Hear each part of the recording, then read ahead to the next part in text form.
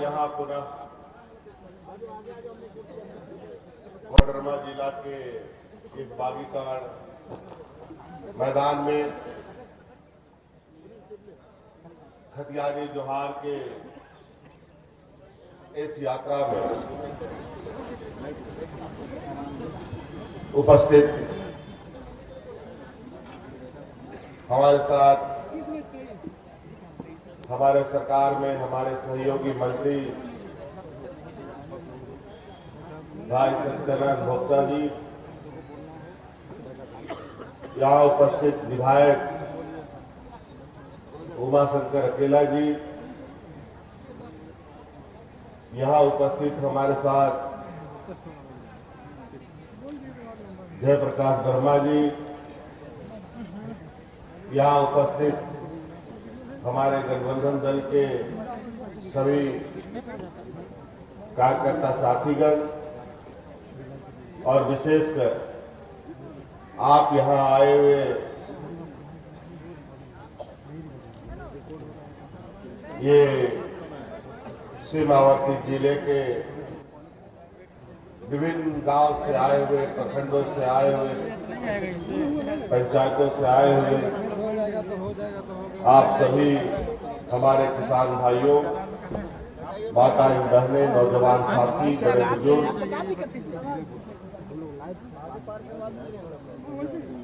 आप सबको आज के इस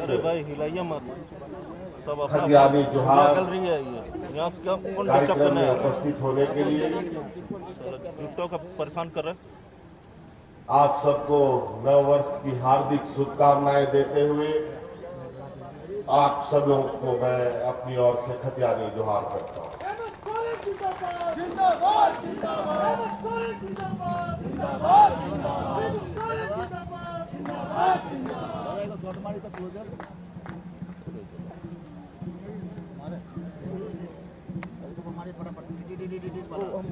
छोड़ दिए अभी हम लोग तो कई बार आपके जिले में विभिन्न कार्यक्रमों के माध्यम से अलग अलग समय में आते रहे हैं। इसी मैदान में मुझे याद है कुछ दिन पहले आपकी योजना, आपकी सरकार, आपके द्वार कार्यक्रम के माध्यम से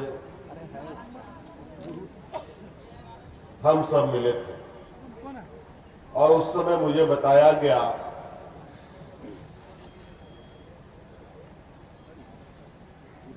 कि झारखंड, बिहार के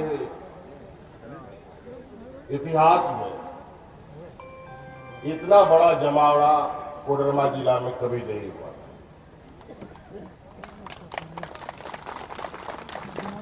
इतने संख्या में लोग आए। निश्चित रूप से हमारा हर एक प्रयास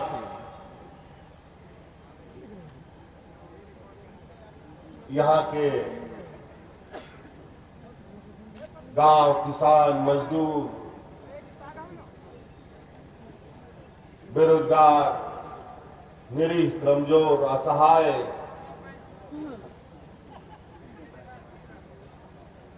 आदिवासी, दलित, पिछड़ा, अल्पसंख्यकों के लिए कैसे बेहतर से बेहतर कार्य किया जाए, लगातार इस दिशा में मैं काम कर रहा हूं।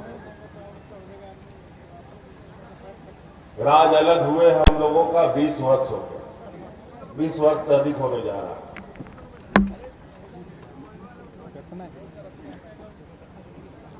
और 20 वर्ष में आज तक यहां पर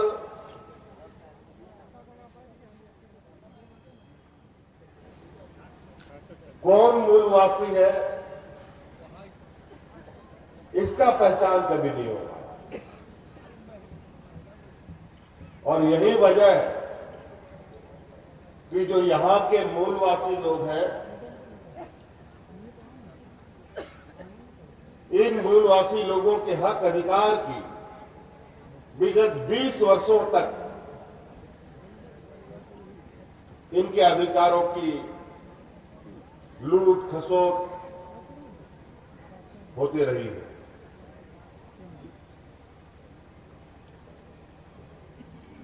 आप सबको लगता होगा कि खतियानी जोहार यात्रा का मतलब क्या है। हमारा बिल्कुल स्पष्ट मतलब है।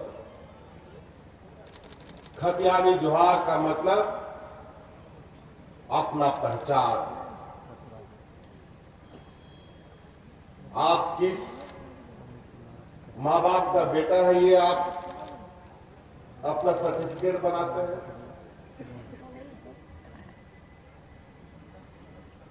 तो आपका पहचान है।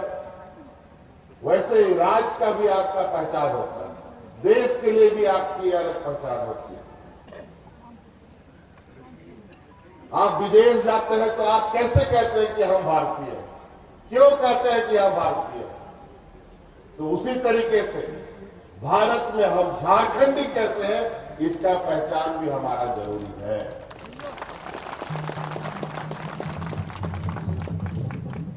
हम कैसे झारखंडी हैं?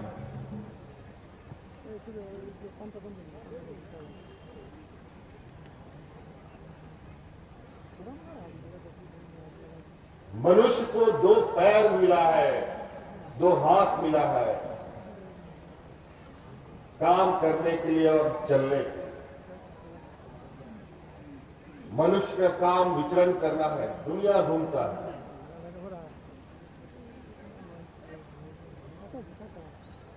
लेकिन ये पैदा एक ही जगह होता है, 50 जगह पैदा नहीं होता।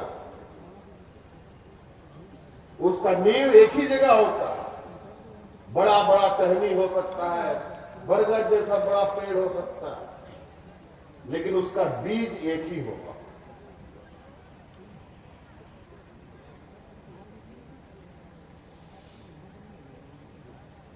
देश में विचरण करने का अधिकार कोई किसी का नहीं छीन सकता। लेकिन कुछ मूलभूत अधिकार जो विशुद्ध रूप से उस राज्यवासियों के लिए होना चाहिए, ये हमारे अधिकार क्षेत्र में आता है। पूरे देश के अलग अलग राज्यों में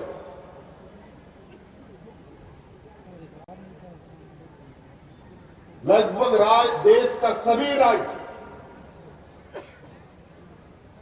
अपने लोगों की पहचान का कानून बना के बैठा है।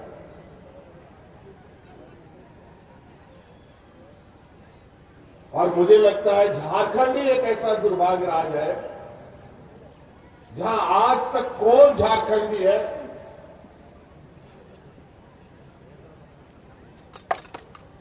ना इसकी पहचान कभी करने की कोशिश की गई और ना इसको कोई पहचान दिलाने का कोई प्रयास नहीं किया। प्रयास जरूर किया कि यहां के लोगों को आपस में लड़वा करके रखो और उसके अधिकारों को अपना जेब में डालो। इसीलिए हम लोगों ने इस राज्य में जो खतियानी है वही झारखंडी है, इसका कानून हम लोगों ने बनाया।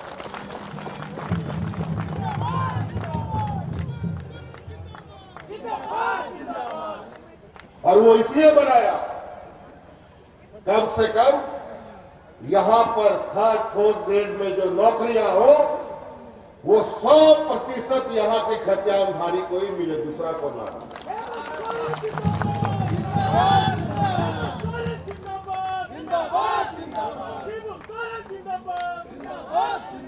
लेकिन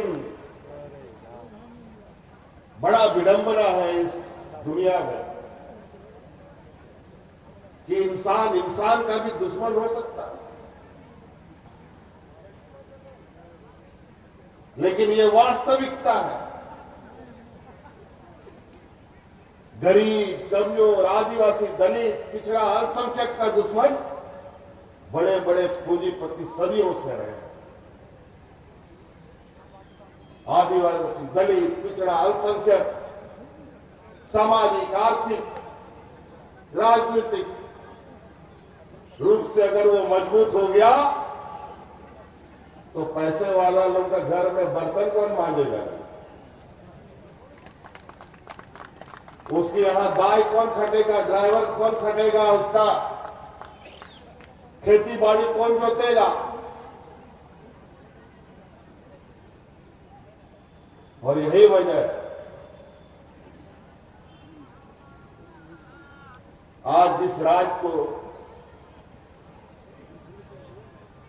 हमारे विपक्ष जो दुनिया की सबसे बड़ी राजनीतिक दल अपने आप को कहती है, भारतीय जनता पार्टी, इन लोगों ने 20 वर्षों में 18 वर्ष से भी अधिक साल चलाया।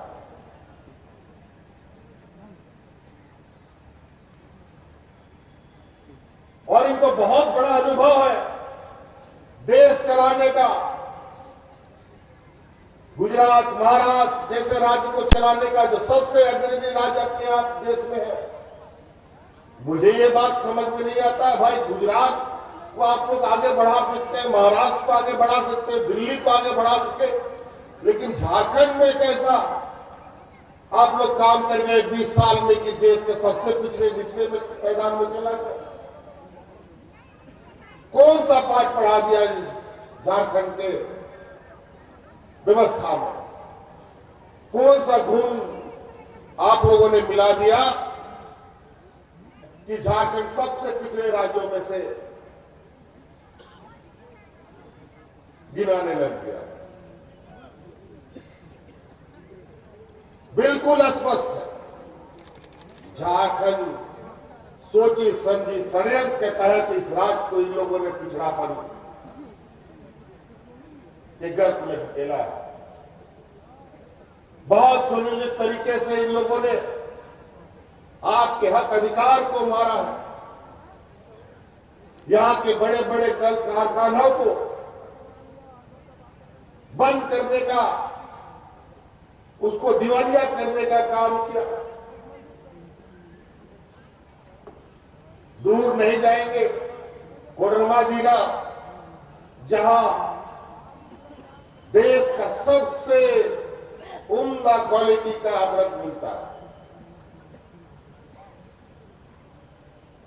लेकिन आज उस उद्योग का क्या स्थिति है? आज उस अमृत का मिट्टी को ढोने पर भी यहां के मजदूरों को पुलिस की कार्रवाई झेलनी पड़ती है। सैकड़ों के कोर्ट कचहरी और केस लाद दिए जाते हैं, लेकिन 20 सालों में इस संदर्भ में हमारे विपक्षियों ने कभी कोई ध्यान नहीं दिया। लेकिन मैं आपको आश्वस्त कर देता हूं, बहुत जल्द हम लोग कोडरमा जिला का, इस पुराने कोडरमा गिरिडीह जिला का चर्चित जो विषय रहा है, ये हम लोगों का अमृत के संदर्भ में हम कानून लाने जा रहे हैं, जहां उसके बाद यहां के मजदूरों पर कभी कोई केस और कोर्ट कचहरी नहीं है।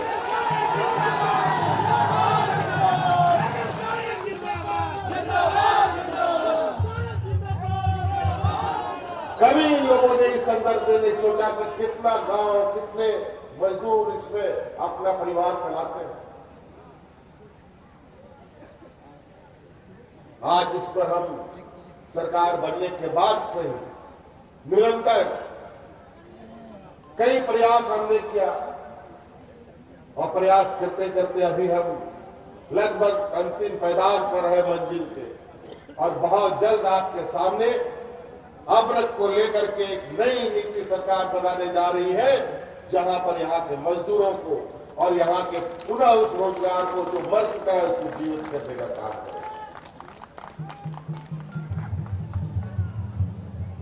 कई ऐसी चीजें, मैं अपनी योजनाओं को गिनाना नहीं चाहता,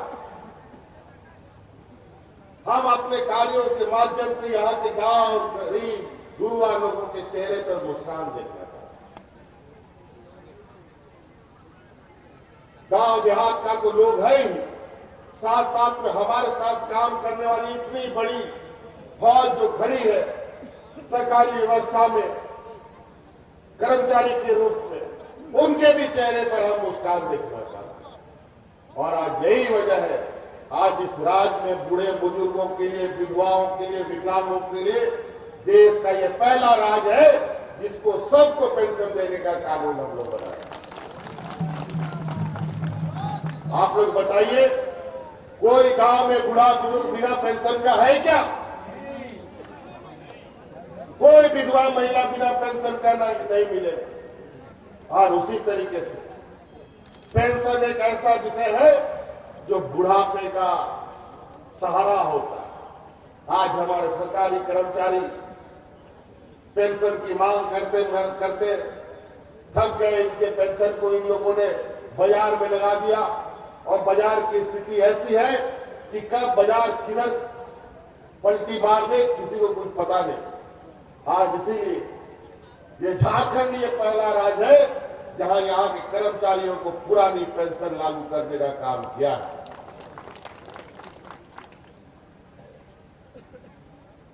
लेकिन हमारे जो विपक्ष लोग जब देश की गद्दी को कब्जा कर रहे थे, उस समय क्या क्या बोल के आते थे, आपको याद है कि नहीं? ये लोगों को महंगाई डाइट नजर आती थी।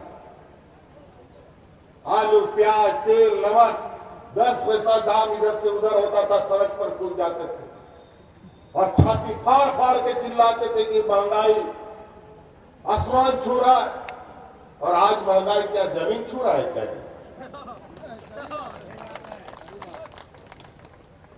आज 5 रुपया का रेलवे टिकट 50 रुपया में बिक रहा है। 5 रुपया का रेलवे टिकट जो होता था प्लेटफॉर्म टिकट, 5 रुपया का नमक आज 50 रुपया किलो बिक रहा है।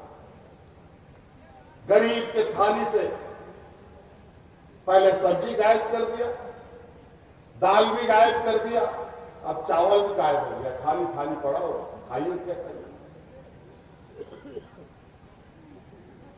यही मेहमान लोग पिछले सरकार में जब डबल इंजन की सरकार थी, इन दोनों ने मिलकर इस राज्य के 11 लाख गरीबों का राशन कार्ड डिलीट कर दिया। हमारी सरकार बनते ही अतिरिक्त 20 लाख राशन कार्ड बना करके हरा राशन कार्ड गरीबों को दे रहे हैं। लेकिन भेदभाव यहां पर भी पड़ा जी। हम गरीबों को अपने जिम्मेवारी पर उनको खाना खिलाना चाहते हैं, भूखा नहीं मरने देना चाहते थे। हमने पैसा देना का ऐलान करके कि हमको एफसीआई से अनाज दो, हम खरीद सकते हैं और गरीबों को दे सकते हैं। लेकिन पैसा देने के बावजूद भी भारत सरकार हमें अनाज नहीं दे रहा। हरा कार्ड वाले बेचारे कई बार हमारे कार्यालय में शिकायतें आई, मुझे कई बार दरखास्त भी लोगों ने दिया, हरा राशन कार्ड वाले को राशन नहीं मिलता। बहुत प्रयास किया, आखिरकार इन लोगों ने राशन नहीं दिया। अंतोगत्वा हमको बाजार से राशन खरीदने के लिए मजबूर होना पड़ा और गरीबों को बांटने का प्रारंभ हो रहा है। ये सारी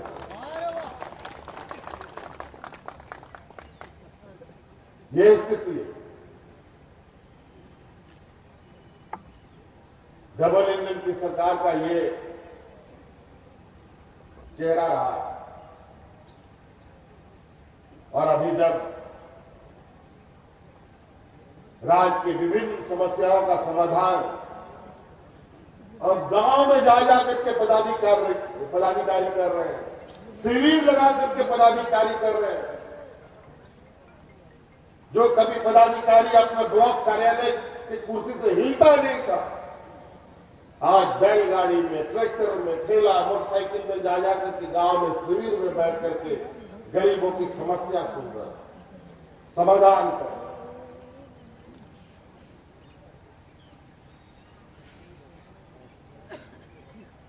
इन लोगों को सिर्फ और सिर्फ जाति धर्म के बारे में बात करना है, दूसरा कोई काम नहीं करना। व्यापारियों की जमात है, ये सिर्फ पैसों की भाषा जानते हैं,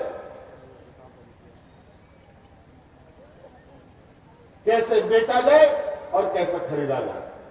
ये देने वाले लोग नहीं है, ये लेने वाले लोग। और आज यही वजह है, आज रेल बिक गया, रेलवे स्टेशन बिक गया, एयरपोर्ट बिक गया, बड़ी बड़ी फैक्ट्रियां बिक गई, जल मार्ग बिक गया, हवाई मार्ग बिक गया, रेल मार्ग बिक गया। आप चलिएगा कहां से? सड़क भी जहां तहां आप देखते हैं कि बड़ा बड़ा चेक नाका लग गया है, बिना पैसा के आप जा नहीं सकते हैं, बड़का बड़का लठेत लोग रखता है। यह स्थिति है देश का।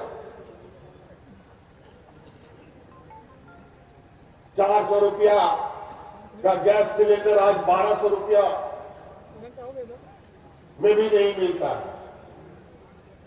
पेट्रोल डीजल 100 के पार, सरसों तेल, नमक, सब्जी, दाल, चावल, महंगाई ऐसा हो गया कि पहले इन लोगों को महंगाई दाई नजर आती थी, अब महंगाई को भौजाई नजर आने लगी।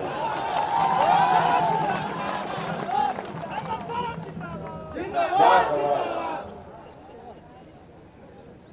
बोलता है विदेश में दाम बढ़ रहा है, इसीलिए यहां का दाम बढ़ रहा है। अरे नालायकों, हमेशा अर्थव्यवस्था अपने तरीके से उतार चढ़ाव चला करता रहता है, लेकिन सही नाविक, सही ड्राइवर वही है जो अपने यात्रियों को बिना हिचकोले खिलाए शांतिपूर्वक गड़े रास्ते में भी लेके पार करा के जा सके। बड़ी बड़ी बातें करेंगे, इतना बड़ा बड़ा बात करेंगे कि बात से तो लगेगा कि मुंह से शेर मार दिया, लेकिन जब शेर सामने आ जाएगा तो सब सिट्टी पिट्टी गायब। हिंदू मुस्लिम के नाम पर कब तक बटेंगे? क्या हिंदू मुस्लिम करने से पेट भरता है क्या जी? कि मेहनत करने से पेट भरता है, कि काम करने से पेट भरता है? क्या कोई भी व्यापार करता है तो हिंदू मुस्लिम देख करके अपना सामान बेचता है क्या? कि हिंदू मुस्लिम देखकर सामान खरीदता है? अजीब स्थिति। फूट डालो और राजनीति करो, इनकी परंपरा रही है।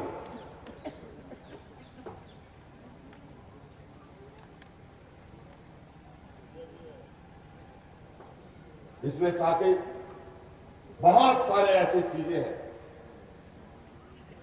हम इनको कोसने में समय नहीं जाया करना चाहते, क्योंकि 20 वर्ष इन लोगों ने इतना बुरा इस राज्य का कर दिया। मैं आज तक उस समस्या का समाधान नहीं सोच पाया। जो लोग गुजरात और महाराष्ट्र को अग्रणी राज्य में ले जाकर के खड़ा करते थे, वही लोग इस राज्य को देश का सबसे पिछड़े राज्य में कैसे लेके चला गया? वो इसलिए लेके गया, मुझे समझ में आता है कि गुजरात में गुजराती लोग राज करता है, महाराष्ट्र में महाराष्ट्र के लोग राज करते हैं, बंगाल में बंगाली लोग राज करता है, उड़ीसा में उड़िया के लोग राज करते हैं, और झारखंड में छत्तीसगढ़िया लोग राज करता था। आज सिर्फ झारखंड में झारखंडी लोग राज करेगा और झारखंडी मिलकर इस राज्य को आगे लेके जाएगा।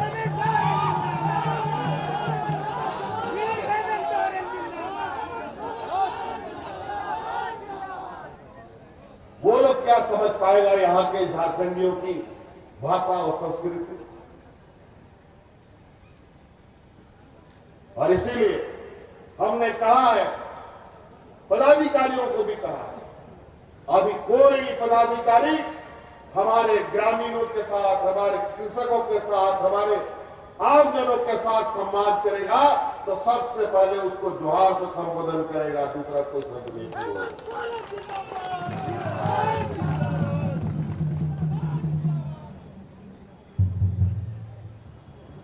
तो साथियों, आप लोग बहुत देर से आए, ठंडा का भी समय है और धीरे धीरे ठंडा बढ़ेगा भी। अभी हमको कोडरमा भी, हजारीबाग, गिरिडीह भी जाना है। आप लोगों से हमारा यही दरखास्त है कि सरकार आपके लिए सारे दरवाजा खोल के रखे। नौजवान को स्वरोजगार देने के लिए, महिलाओं को रोजगार देने के लिए, हमारे बच्चों को पढ़ने लिखने के लिए सारी सुविधा, आज इंजीनियर, डॉक्टर, जो भी पढ़ाना है उसके लिए सारा पैसा राज्य सरकार देगी। बच्चियों को तो हम लोग अभी से रजिस्टर कर चुके हैं और जब हमारी बच्चियां जब स्कूल से 18 साल की होगी वो एक मुश्त 40,000 रुपये हाथ में लेके जाएगी। लेकिन उससे उसको 40,000 रुपये घर नहीं भेजना है, उसको आगे इंजीनियर, डॉक्टर, IAS, IPS बनाना है, BDO, CO बनाना है, तो उसके लिए जो भी पढ़ाई का खर्चा होगा वो भी पूरा खर्चा राज्य सरकार उठाएगी। ये कानून हम बनाएंगे। आप हमारे गरीब गुरबा लोगों को पढ़ाने के लिए बच्चों की चिंता नहीं करनी है। आप झारखंड में पढ़ाइए, विदेश में पढ़ाइएगा, उसका भी सरकार आज के दिन में पैसा दे रही है।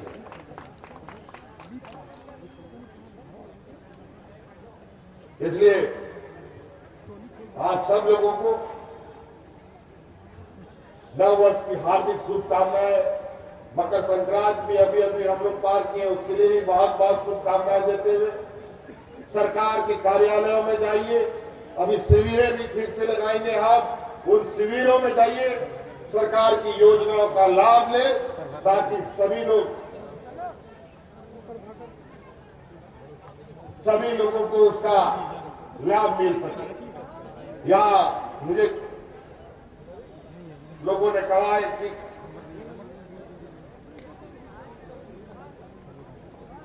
खनन को लेकर लीज नवीकरण के विषय में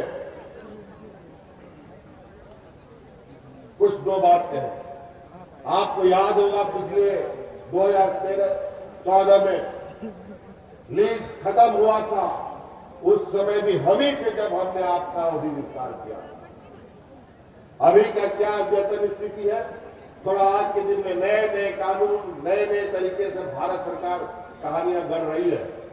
मुझे उसको थोड़ा देखना होगा।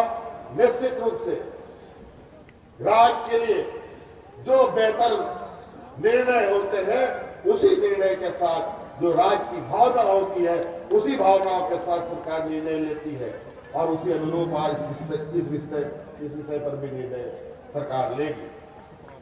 इसलिए साथी, मैं इन्हीं कम शब्दों के साथ आपकी बातों को समाप्त करता हूं। सबको बहुत बहुत धन्यवाद। पुनः जय हिंद, जय झारखंड, जय खंडियाली जोहार।